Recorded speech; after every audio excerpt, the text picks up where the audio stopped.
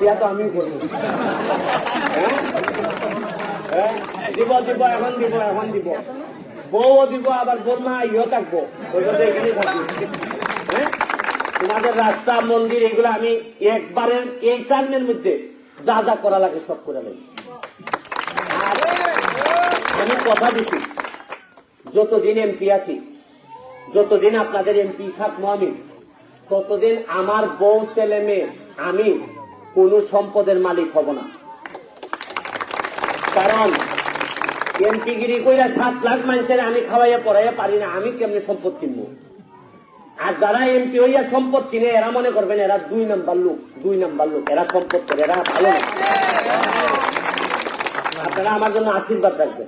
এখানে আমরা যারা আছি প্রতিটা মানুষ আপনাদের জন্য চেষ্টা করে যাচ্ছি, আশীর্বাদ রাখবেন যে ভালো মানুষগুলা, সত্যিকার অর্থের নেতা যারা, যারা মানুষের কল্যাণে আসে, মানুষের ঘামে পাশে দাঁড়ায়, মানুষের দুঃসময়ে যারা পাশে দাঁড়ায়, তারা যেন নেতা পায়। এবং অবশ্যই সৃষ্টিকর্তার আশীর্বাদ যেন এদের উপর, তাইলে একমাত্র আমরা বঙ্গবন্ধুর সোনার বাংলা বানাইতে পারবো। আর মুখে মুখে বঙ্গবন্ধুর কথা বললাম, আর ভিতরে আমি সব মানুষের অনিষ্ট করলাম, ভিতরে মানুষের হক মেরে দিলাম, মানুষের দান গম মেরে দিলাম, এইটারে কিন্তু বঙ্গবন্ধুর আদর্শের সৈনিক বলে না। এরা মুখে বঙ্গবন্ধুর আদর্শের সৈনিক, কামের বেলা এই লোকে 2 নম্বর। আপনারা আমার জন্য আশীর্বাদ রাখবেন, আপনাদের জন্য আশীর্বাদ থাকলো। আর আপনারা আমাকে সম্মান দিচ্ছেন, এটাই এনাফ, অনেক খুশি হয়েছি আমি। আর আপনারা আপনাদের যে 170 টাকা, এটা কখন দিবেন? বিকালে দিব, আমি টাকা দিয়ে গেছি। আর দেখেন আবার কিছু কম টম দিলে কিন্তু আমার জানাই। হ্যাঁ, পঞ্চায়েত জব খাইলে চাকরি যদি আমার এলাকায় যদি কোনো 2 নম্বরই হয়। আর একটা কথা কইছি, ওই 5,000 টাকা করে পাইতেন না আপনারা, মনে আছে কিছু লোক? হ্যাঁ, 6,000 লোককে 5,000 টাকা করে দেয়।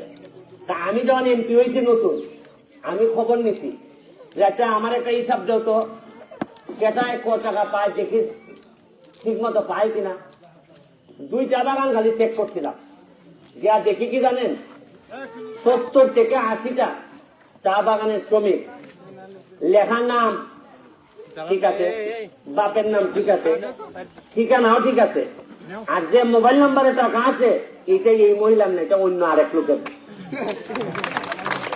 আপনাদেরকে কিভাবে টাকা মারতেছে, এরপরে আমি কইয়া দিছি আমার সময়ে 6,000 চা বাগানের শ্রমিকের টাকা 5,000 কইরা, 1 টাকাও যদি কেউ মাইরা দেন যে কলিজার মধ্যে হাত ঢুকাই এই টাকা নিয়ে আসবো, আমি কথা দিয়েছি। আপনারা ভালো থাকেন, সবার জন্য দোয়া এবং শুভকামনা রইল। নেতৃবৃন্দ যারা আছেন তারাও অনেক কষ্ট করতেছেন, তাদের প্রতিও আমার শুভকামনা রইল। এবং আপনারা তাদেরকে বলবেন আমার সাথে সবসময় যোগাযোগ রাখতে।